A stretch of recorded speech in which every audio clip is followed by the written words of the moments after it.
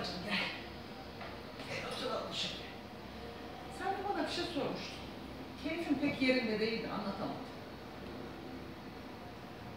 12-13 yaşındaki günlere. Çocuktum. Koyun giderdim, anama sıslarken yardım ederdim. Ne kocadan anlardım, ne yataktan anlardım. Babam beni eve verdi. Verdi komşu köyün ağzının oğluna. Ben daha 12-13 yaşında, eğitim 20 küsur yaşında. Eğitimin altınları vardı, çift çift. Onlara bakar bakar içim içilirdi. Ben ev verirken yaşım küçük diye kör alasıca babam bana altın değil, benim ederime eline para olarak almıştı. Hep imrenirdim o eğitimin altınlarına. Derken bir gün sancılandım. Kayınbabam çok iyi bir adamdı. Dedi bu kız dedi, küçük dedi, sancılanmış dedi. Yatsın dedi, tarlaya gelmesin bu dedi. Sancım harbiden çok büyük.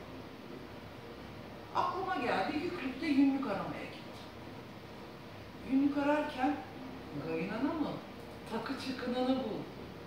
Onun içinde de Gülsüm nenenin ona ta kendi düğününde taktığı altınlar vardı. Hele o bileklik.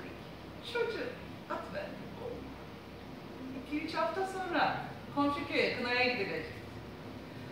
Kayınanam feryatı figan.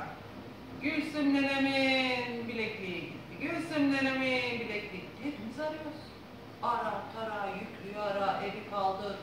Yok. Yok. 3 gün, 5 gün derken, ana benim kayınana bayağı bir dertler. Çocuğum, dayanamam. Bir sabah kalktım. Kayınana baksana dedim. Gece rüyama dedim, aksakallı bir dede geliverdi dedim. Geliverdi dedim. Senin, Gülsüm nenenin bilekliği, ahıra giden yoldaki kınalı kuzunun yalağının altındaymış deyiverdi. Ben akşamdan koymuşum zaten. Anam, çıktı mı benim adıma kayıpları bulana? Benim kaderim o gün. O günden sonra kısmet açmalar, kısmet bağlamalar, 3 harfliler, ara ki bulasınlar. İyi de para yaptım ha. Derken iş muskaya döndü. Gene bir gün muska yazı veriyorum. Ne bileydim onun ben bir polis oldum. Güzel.